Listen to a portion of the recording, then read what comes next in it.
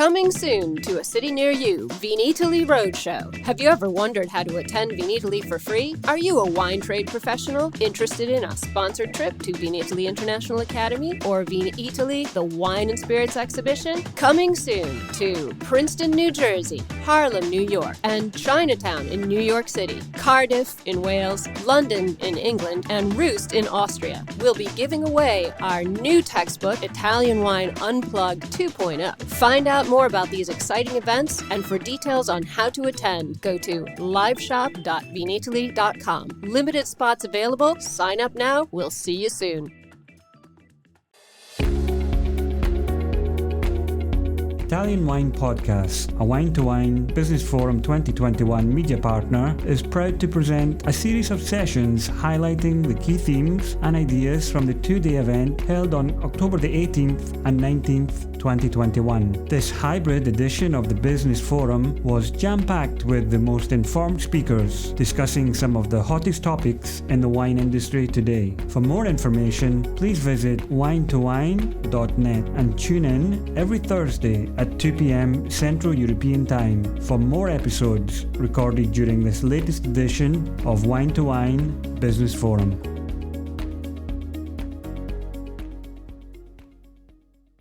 Hi, everyone. Thank you for joining us today for a session on the wine consumer in the challenging U.S. market. My name is Sarah Trubnick, and I'll be your moderator for the session. Just as a quick introduction, I'm a restaurant owner from San Francisco. I operate a restaurant and wine retail shop in the city. I'm also the founder of a wine distribution company in New England. I've been working in the sales sector of the wine industry in the U.S. for over a decade. So today's topic is definitely of particular interest to me. I'd like to introduce your speaker for today's session, Rob McMillan.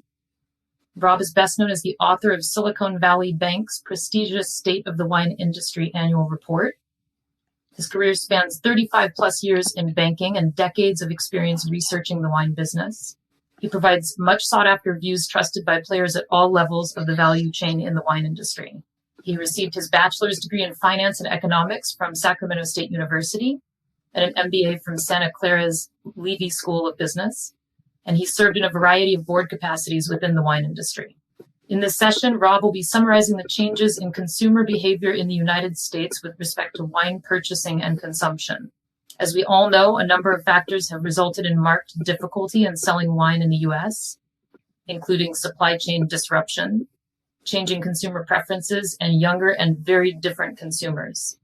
Let's join Rob now for an in-depth discussion of the wine consumer in the challenging U.S. market. If you have any questions, please type them into the chat. We'll do our best to answer them throughout the presentation. Now I'd like to welcome Rob McMillan. Thanks, Sarah. Good morning, everybody. I hope you've had a good show today. Thanks for staying in there if you're late in the day, and I hope you have a cocktail in your hand if you're doing this from video. It's morning for me in California. I live in the Napa Valley. It's the Napa Valley sunrise you see outside. Let's move into the things we want to talk about. I'm going to just start by giving a short introduction about some of the things that I'm not going to talk about. Really, the industry is in the United States is really two industries. There is a channel that goes direct to the consumer, and then there's another that goes through the three-tier wholesale system, and they're kind of separate. If you have to back up a little bit, and just to give you a little bit of a runway into where I'm going, last year we had a tremendous level of channel shifting. Wine that was sold from in the past in restaurants and in tasting rooms, for instance, all had to be sold through either online or through grocery. So actually tracking some of this stuff became quite difficult. The normal data that we're used to seeing was pretty complex. It moved all over the place, and you see a lot of news reports about increasing consumption of wine, but more or less people were looking at the information about the grocery store sales, which spiked dramatically. And that's really where we're going to pick up. pick up this story is we're going to pretty much leave off where we were in 2020 and move into 2021 and hopefully past that. So let's go through first just some economics, just to show you where everybody is in this cycle. Before I do, important to recognize that in the United States, wine is sold primarily to college graduates and families with over $100,000 of income. So, reasonably healthy financial families. So that's an important thing to think about as we go through these slides.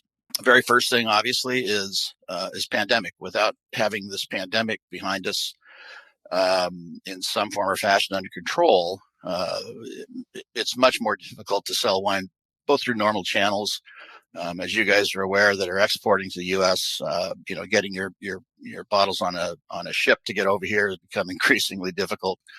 And so we do have several supply chain issues we've still got to work through, finding glass, getting labels. Those are all issues that we have to, but I'm not going to spend a lot of time talking about that. This is an important slide. We got to get to this point where we see decreasing deaths, decreasing cases, and that's what we see in the United States right now. Things are starting to normalize. And it looks like that we're going to start moving into a period where we have better travel openings, probably in November. So that's good news for all of us. Labor force participation rate, that means the number of people that are actually employed relative to the population. And you can see it's a little bit lower than it was. A lot of older Americans have decided to retire. Others have just not come back into the labor force for various reasons. If we move into to job openings, obviously we have a lot of openings these days, and we have hires that are not really we don't have as many hires right now as jobs, so that we see that split right now. Another good thing that happened this last year, personal savings rate really hit record highs. We've never seen that in the United States. People didn't have anywhere to go, and their money just piled up in their pocket. So full pockets ready to spend on experiences and things is a good thing for the wine industry that tends toward more wealthy consumers. There we go. GDP, we down 32, up 33 in the pandemic, and now you can see if you look at that past that double line, we're at 3.5, 5.2. Expected the end to be in March of 2022 at 3.4. Those are very healthy numbers compared to the number that you see at the left side, the 1.9. That's where we were. This is where we are. So the economy is doing quite well in the United States. The U.S. stock market's an indicator of that. People that do have wealth have seen that increase from the bottom to the top, almost a doubling off the low. Actually, it has 100% growth, so a doubling off the low. That's pretty impressive. Restaurants, one of the main channels that we sell in, now have fully recovered from 2019 pre-pandemic era things. And we're up to average unit sales at 72,196. Now, the bad side of that is there are fewer restaurants, which I'll show you in a second. I'll tell you a little story first. I do a lot of predictions in the wine industry, write, speak consistently, and I blog a little bit as well. And one of the things I was talking about early this year was my expectation that we were going to see a repeat of what we saw at World War II. In World War II, after all of the U.S. servicemen and women came home, we had a massive party, and rightly so. We had gone through so many difficult periods through the prior years, not only through World War II, but before that with the Great Depression and what we had, the Dust Bowl in the United States. Prior to that was World War I. I mean, there's a string of really negative events. And so when World War II is over, people were ready to party, and they did. And that's what happened to wine consumption back in 1945. And then, interestingly enough, it dropped like this. And in an audience where I can see everybody, I asked the question, who knows why that was? It's always a fun question. And the reason it dropped, we drank everything there was pretty much. And you just, obviously in our industry, we don't send away to like China or Taiwan to get more, like if it was computer chips, you can't do that. You drink what you have and that's all you have. But after that, we returned to pretty normal levels. So I expected to see that same sort of thing happen, that people would be in a celebratory move as the industry and tourism and such opened up. I thought people would be drinking pretty heavily. Mentioned prior, this is what's happened in the change in the number of restaurants. Restaurants right now are off about 10% to pre-COVID. So the numbers that are out there really are expressing higher unit sales, but fewer units is an important distinction. So restaurant costs are going up and prices are going up that people are paying right now. There is inflation. Some of it's, as our Fed calls it, transitory, which means it'll go away post-pandemic. Some of it's, I think, going to be what they would say is sticky, probably in terms of wages and what we have to pay for people. And that we'll see that post-pandemic as well. So moving right into wine sales. Rob, can I interrupt just for a second? Please. I've got a quick question about your previous slide. Yeah. So you noted that the restaurant accounts were down. Based on what I've seen operating in San Francisco, a lot of the restaurants that didn't reopen or that are waiting to reopen are in cities. Is there any breakdown of those missing accounts where they are? Are they concentrated in urban areas or? Yeah, I would say yes. They are concentrated in chains. That's an important thing to know, because chains actually survived this pandemic pretty well since they had the opportunity to raise money. The places that got hurt the most were the white tablecloth, the fine dining establishments, single unit, maybe double, triple unit sort of enterprises. So that's what got hurt the most. And obviously, since most restaurants are in population centers, it's going to skew toward population density vis-a-vis, the cities themselves. Moving on to what we have in, just to show you what's going on with wine sales right now. Spirits today are taking share from wine. This is a pretty interesting number, and this is just restaurants now. And what you can see is that wine growth coming off the bottom. It's gone up, but it's still negative on a trailing 12-month basis. Today, as of August anyways, this is a slide from SipSource, which is the wholesalers. We're off 4%, and yet spirits are up 17% on a trailing 12-month basis. So we're not keeping up with spirits, certainly in restaurants, and that's one of the things that we'll see in a second. Here is grocery and drug, as you would suspect, because we had that channel shifting before. Both spirits and wine are in a declining mode. Wine now has moved negative into negative growth in a trailing 12-month basis. Spirits still positive, though. So that tells you something. Now, let's put those slides together. I think this is probably the most important slide that you can take a look at. So this is restaurants and grocery packed together over this time sequence.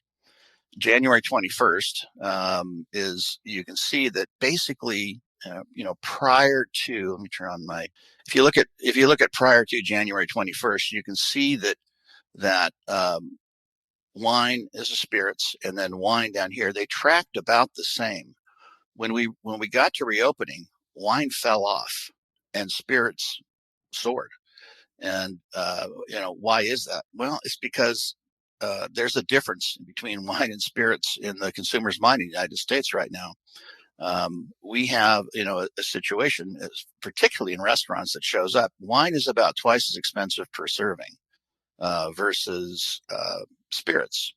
And so it ends up being, pretty obvious to a consumer when they walk in and they see on a wine list, or a beverage list now, as they're called, because wine has taken a smaller share of that list. What happens is you have something that says 2017 Sauvignon Blanc Napa Valley. That's it. And then you have another thing that's craft cocktails, and it says, gin sourced from wherever, combined with natural and organic ingredients, and the bartender takes some stuff and he puts it over it and makes fire, and it's all, but they're the same price. And what's the consumer going to do? Well, if they're looking for buzz for the dollar, they're probably going to go spirits. If they're looking for excitement for the dollar, they're probably going to go spirits. So that's what we're seeing right now in the reopening trade. We're not seeing wine participate. Wine wasn't really invited to this reopening party, so that was something I didn't see coming, but it's something that I probably should have, and is now pretty obvious, I think, to most of us. So spirits versus wine. When we look at it regionally, this is 12 months rolling through August. You can see spirits volume up in pretty much everywhere. Year to year, both in grocery and restaurants, with wine off. It's not really great news, I hate to say, but it is the news. Imports, important to talk about that, I think, for you guys. This is by varietal. And if you look across the varietals, Chardonnay is up a little bit in import, as are red blends, and Sauv Blanc, mostly out of New Zealand. And rosé out of Italy. So there's some minor growth there when you look at some of the varietals, but not much. It's not really going that great. Total imported table volume down 2.3%. Total domestic growth is down 6.6%. So you're less importers are less bad than the United States right now in terms of performance.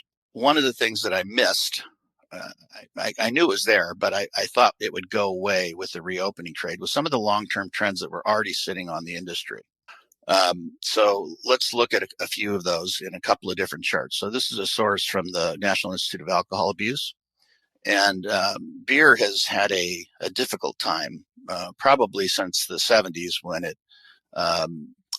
rolled over. We consolidated all of our beer manufacturers to just a few, trying to effectively keep up with a prior generation, the people that came back from World War II, who were very frugal.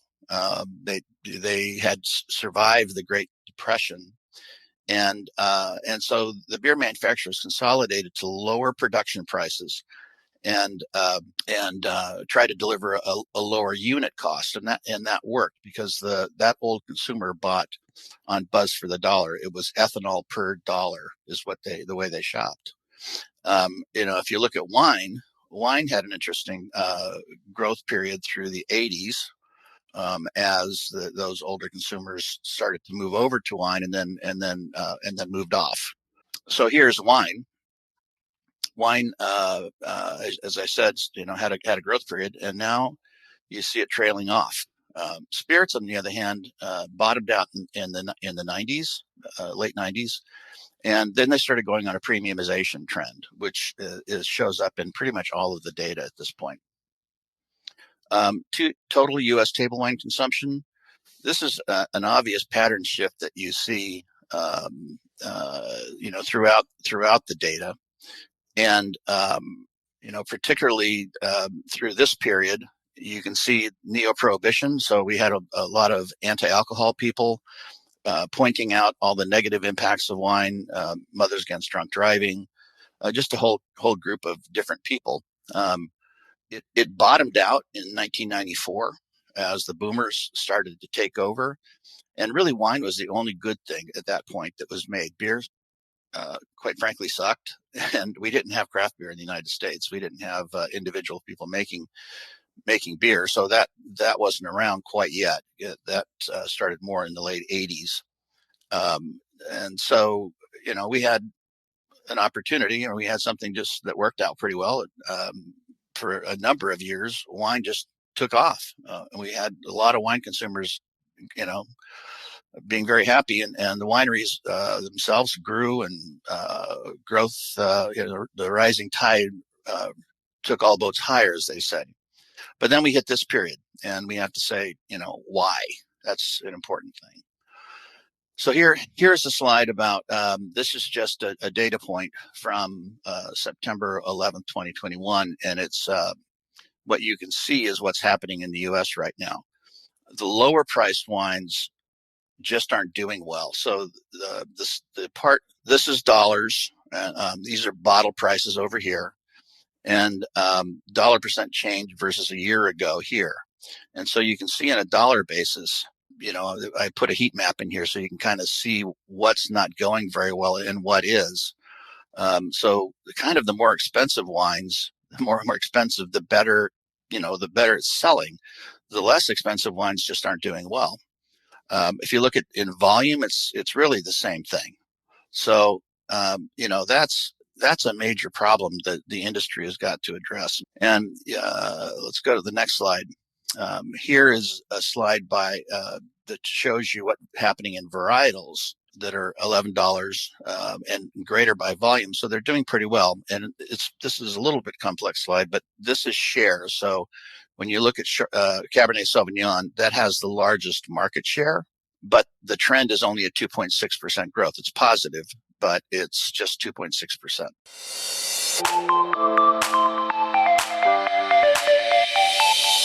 Are you enjoying this podcast? There's so much more high-quality wine content available from Mama Jumbo Shrimp. Check out our new wine study maps, our books on Italian wine, including Italian Wine Unplugged, The Jumbo Shrimp Guide to Italian Wine, Sangiovese Lambrusco and Other Stories, and much, much more on our website, mamajumboshrimp.com. Now back to the show. Chardonnay is the next one at this point, 0.7. And that's 0.7 growth, but the second largest. So red blends really are the ones that right now are doing the best on a share, both a share and a trend basis, up 18%. You can see the premium varietals are greater than $11. The look is a little bit different, right? We have positive growth across most everything except for Zinfandel and Malbec. Total table wines less than $11, just not doing well. So this is white wine. It's got 36% of the share, and it's a negative 5.8%. 34% share for red table wine, down 13.5%. Those aren't good trends, and that's something that I think everybody has to be aware of. Is when you start to shoot under $11, the consumer's not buying. So you have to think about what you're selling in the stores. Let's diagnose now what we're seeing. So those are the data that we're looking at, but you got to ask yourself why. Well, part of the reason is in the 90s when wine consumption really took off in the United States, we had wine consumers. They didn't drink spirits, they didn't drink beer, and we had pretty much wine consumers that were drinking 100% wine. Today, 15% of drinkers are exclusive to wine. They drink across categories, so they're less committed to wine than the prior generation. So that's part of the explanation. Here's another data point I think that starts to get into the real issue. So this is a share of legal adults. So if you add up 25, 17, these orange kind of bars, 17, and 22. This is the share of population. And then if you look at the purple, that's the share of consumption in these age groups. So, we expect younger consumers in the left, the 21 to 34, to probably not be wine drinkers yet. It's expensive. 35 to 44, we'd like to see something a little bit better than this because the most retail spending is done between the ages of 35 to 55. And, here we have a situation where the 45 to 54 isn't really engaged yet. And you would think by, this age group, this 45 to 54 age group, you would think by that point they would be engaged with wine, and they're just not. Still to this day, it's boomers, it's older Americans that are still holding the dominant share. And we're going to look at a couple of other slides from that. Just another important thing to mention that it's not predominantly, but a larger percentage of the population. Here's again total adults, and the green is total wine drinkers, and you can see it's predominantly white, and so we're missing out on the Hispanics, Black, and Asians, which not coincidentally make up a larger part of the younger population base. Here is something. This is a survey that I run in the United States. I run 2 of them a year. I just finished with another one, and this shows you what's happening with those younger consumers. The younger consumers are just simply stagnating here. They're not really buying in. We had a little bit of amounts in 2020. I think it had a lot to do with the fact that those younger consumers were actually getting out and going to tasting rooms in the United States and looking for ways to celebrate. They were less concerned about the virus versus older Americans, and so you see a relative change here between boomers and millennials. That's still at 36%. Still today, boomers again show as the largest consuming cohort for wine, and obviously it's not going to. When you have a consumer base that's 57 to 75, they're not going to all be around forever.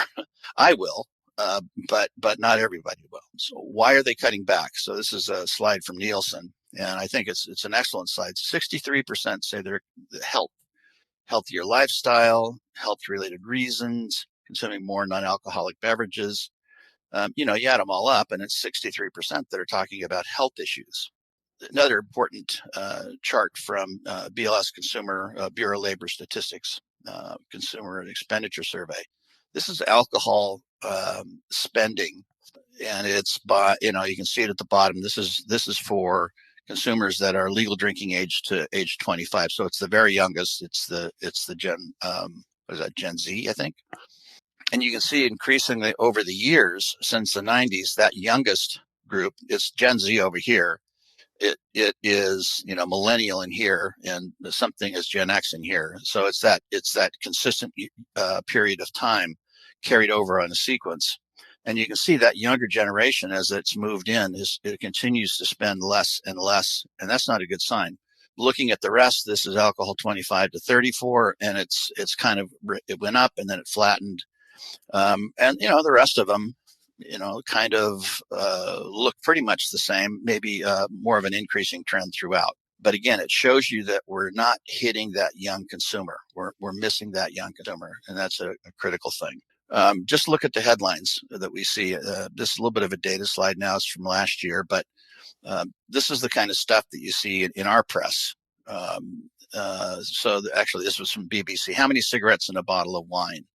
And so 10 cigarettes a week is equal to 1 bottle of wine. That's, in theory, it's a scientific study, and the scientific study was crap, if I can be so bold. The design of that study was to try to link cancer and wine to decrease consumption. It's part of the anti-alc movement. Another one, relationship between recent alcohol use and sexual behaviors. Here they have 671 patients that they looked at. It's not good science, but they're trying to link mortality and disease to wine. Another one that I think probably many in this group have heard: no level of alcohol consumption improves health. That ignores a lot of the data that's been out there for a very long time about improved cardiovascular, in particular, and wine's component in a healthy lifestyle. Wine is bad for you, France health minister warns. That was quite a row, as I understand it, particularly in France, when the French health minister says don't drink wine. That's not going to go over well. I can understand why. And then this from the New York Times in the middle of this last year: should we be drinking less? Those same anti-alc people were trying to push toward reducing in the U.S. our USDA dietary guidelines, and just they didn't have the science to do it. Unfortunately, the way it ended up is government pushed back, and so it's still viewed as healthy to have moderate consumption, 2 glasses for men, 1 glass for women. But this is, when you have a younger consumer who's very health conscious, and they're say that they're declining in their consumption for health reasons, you got to look at the root cause. And a lot of the anti-alc messages are getting through now. Where do those come from? World Health Organization is a big component of it.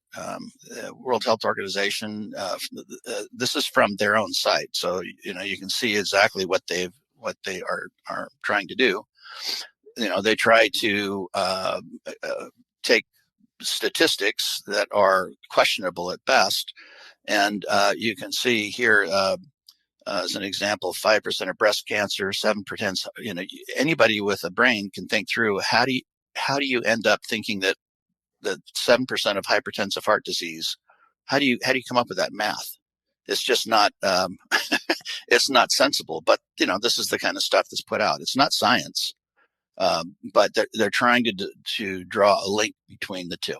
Now, after they vilify wine, then they have a coordinated attack on it. So what they want to do is regulate alcohol distribution, restrict or ban advertising. Europe, as I understand, is already dealing with that. Increase prices is another way through higher tax.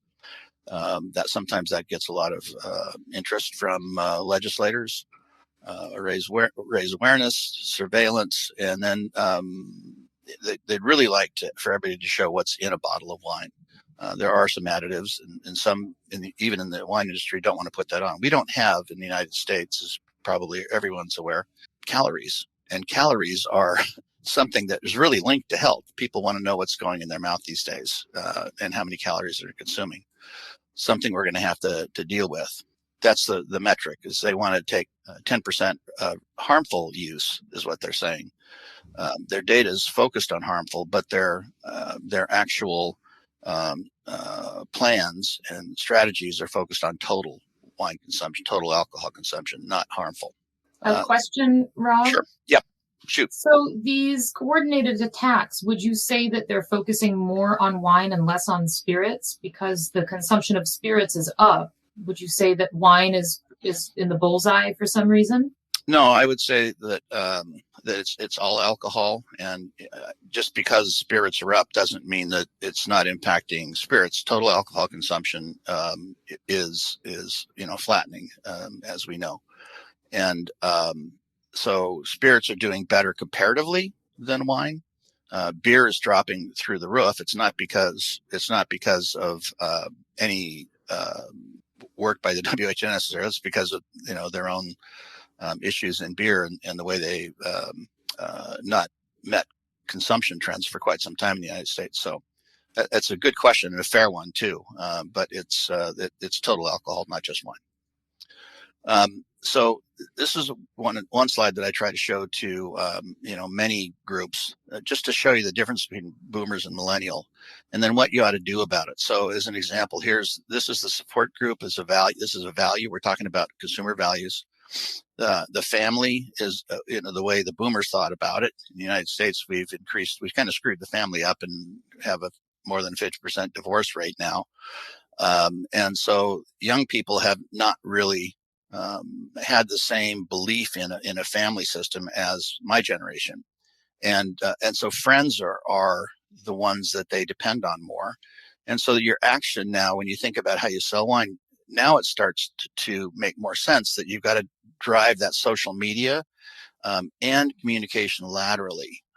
There's lots of different strategies you can come up with, but the idea is you really don't want to just have that top down megaphone from the CEO seat.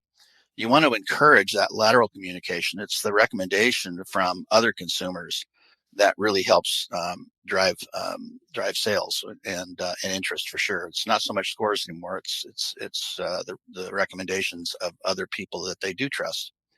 Choice in food. I'm going to skip through most of these, but better if you look at the action. It's let me back up. Boomer.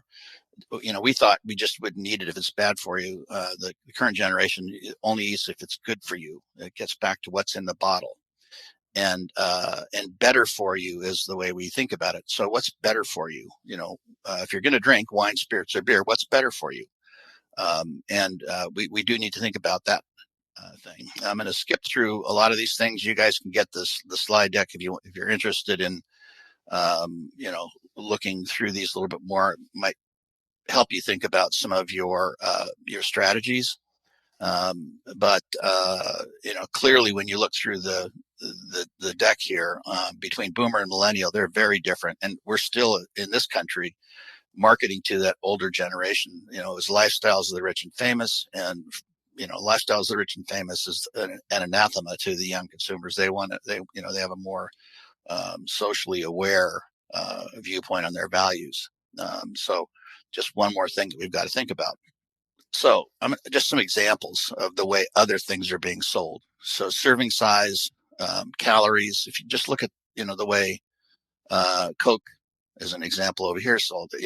Coke is a great example because sugars have been targeted as part of obesity and diabetes in the United States. And so Coke sales dropped off tremendously. One of the things they did is they just shrunk the size to 7.5 ounces from 12 ounces. And now they can say it's got lower sugar. And this thing is actually kind of taken off. If you look at other things, the term clean is used a lot. Whatever that means, it's kind of nondescript, but that's what's used. Cause marketing is a big deal. Over here we have in a lot of corporate snack rooms. Snacks are out and there for everybody. Back in my day when I started in banking, we had cup of noodles and we had chocolate and coffee and soda, and that was it. And today, there's a pretty wide selection of foods. But, if you're worried again about calories, you shrink the size, and everybody's trying to go for 100 calories or less. That seems to be the number that resonates with a lot of people. And these little things in the bottom, it starts to talk about, again, what's in the product. Here's natural caffeine, whatever that is. But the term natural is one that's used and somewhat abused. 0 calories. And we do see a lot of in the United States, we're seeing growth in non-alcoholic wines, beers, ready to drink spirits, etc. So 0 calories. You want to lower the number of calories, just take out alcohol. That's one way to do it. Another way, these badges that you see sometimes, and by the way, I'm not suggesting we stick this all over our labels. We should be true to what we do. We don't want to. I don't think we want to go exactly this way, but we want to think about it and use these strategies that are successful to our benefit. Here's another one. It's from Kettle One. Kettle One is a great story because they weren't doing very well until somebody got the idea to infuse botanicals, and after that they did quite well. Why is that? Because it's plant based, which is just funny to me because. And here's another one, made with vodka, distilled with real botanicals, and infused with natural flavors. That word again. I just think this one's a crack up to me because it references how we've missed the consumer, because botanicals now are a thing. Plant-based is a thing. And for God's sakes, wine is plant-based. And the consumer doesn't seem to know that. It's just crazy. Variety pack, White Claw's done very well, gluten-free. You can see some of the uses, low carbs, made pure, whatever pure means. They actually trademarked that term pure. 5% alcohol, so that's obvious for them. 100 calories, there's that 100 again. And that there's a way to do that by size, not quite, I don't think, but smaller sizes do make sense. And I didn't cover that slide in here, but the things that are growing right now in the United States are smaller sizes and alternative pack. Rob, a couple of questions have come in. Yep. One question: what about packaging? Should wine producers take into account the preferences of the new generation? Yeah. So, I was just actually getting. I didn't cover it in the slide, but yeah. I mean, wine is heavy, and bottles are heavy. You're able to see in RTDs, an example, cans, aluminum cans are growing in popularity in the wine industry, but it takes a lot of weight out of shipments, and so that's one thing that we could do. But there's all sorts of other packaging. There's paper packaging that's starting to come into play now. I was recently at a bar where I asked for a sake, so I'm drinking across categories too. It was a Japanese restaurant, and the bartender was new, and in keeping with this difficulty in finding people in hospitality in the United States. But it made the bartender's job very easy to reach in, into a refrigerator and take out just a milk carton. Basically, it was a cardboard container of sake that had all sorts of packaging. It looked like it was made for a 20-year-old or something. The way I think about it, it just it didn't have an estate or anything that looked the way we would think about normally branding. But the sake was quite good. And there is another example of smaller size and packaging, and actually playing into the difficulty in finding help here. So definitely a place to think about. I talk about, again, moving away from long days, cool nights, and scores. So nobody reads this. This is this could come from anything. There's my friends from the Central Otago in New Zealand, but this is what we see in the back of wine labels, and nobody reads this. So why do we put it on here? Here's one that I think is pretty cool. It's a small winery in Paso Robles, and they're using iconography to show people kind of what's in there. People can scan this really quick. There's all sorts of other things that can be popular. If you want to look at 19 Crimes, using VR is very helpful. That kind of has organically grown as a label, primarily because of the use of that. QR codes are becoming more important again. Who thought that would ever happen? But that's another way to help change the way you're marketing. So let's final points, and then we're going to have some time for questions. So one of the really great things is that the U.S. consumer is in a really strong spot. They're spending. They have cash and they're spending. The U.S. stock market's at a very high point, and that's the wealth effect. When you think you have a lot of money, even though it's paper money, you're more willing to spend. And again, wine skews toward people with money. Travel and tourism is about to reopening. It's going to extend the opportunity for growth in the alc bev segment, and let's hope wine takes advantage of that. Again, not addressing the problems with supply chain. Most people think that we should be caught up kind of the middle of next year, maybe Q3 at the worst, but we'll see. Wealthy consumers have fared well through the pandemic. They had jobs. They worked from home. I'm working from home, as you can tell, and so they're still ready to spend. It's the consumers that really don't have a lot of money or couldn't find employment or were let go from jobs. A lot in hospitality is an example. That and they're not wine buyers anyways. We need them to be. We need them to engage in those lower price wine categories. Those are the entry level wines that we need them to engage with. But our normal consumer is still there. Just mentioning this, below $11, that's a bad sign, because unless you can engage that consumer at an entry level, you're just not going to get them to engage when they do have money at a higher level. So this is something that the industry in the United States certainly is just missing. Spirits continue to take share, and so we need to adopt some of their tactics. I showed some of those examples, and it's just to get I'm not saying again that we change our labels to we've tried it before, critter labels or whatever. We think that that's going to engage a younger emerging consumer, and maybe it did, maybe it didn't.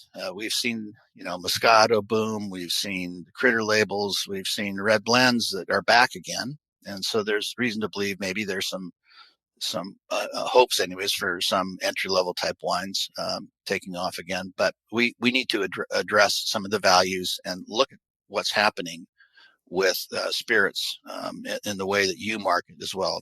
I think they're kind of leading the way, and we need to follow a bit. Oops. And the last one is connect your marketing with connect you marketing. Should be your marketing with young consumers. Somehow we've got to identify with those values, and we've got to reach them. And marketing means promotion, packaging, across the board. But let's remember they're looking for plant-based foods, and wine is plant-based. So with that, Sarah, if we have any other questions, we can take those, and or we can give people back some more time. What do you think? Yeah, we've got a couple of questions that have come in. One question is, are smaller portions and lower calories an option for the wine industry? Would that be something that would potentially improve sales? Yeah, well, it is. You're seeing package growth in the United States on 375s, 500 ml, and both, interestingly, smaller packaging is doing quite well. Alternative packaging is doing well. And, for a frugal consumer, you're seeing an increase in sale of box wine again. Box wine took off during the pandemic, kind of fell in some hard times for a few months, and now it seems to be coming back. Private label is another thing that's quite strong again. The frugal consumer is looking at private label as being a value play, a place to get in at the right price. And those consumers are frugal. And then we've got about a minute left. There's an interesting question. In a word, is alcohol going to go the way of tobacco in America?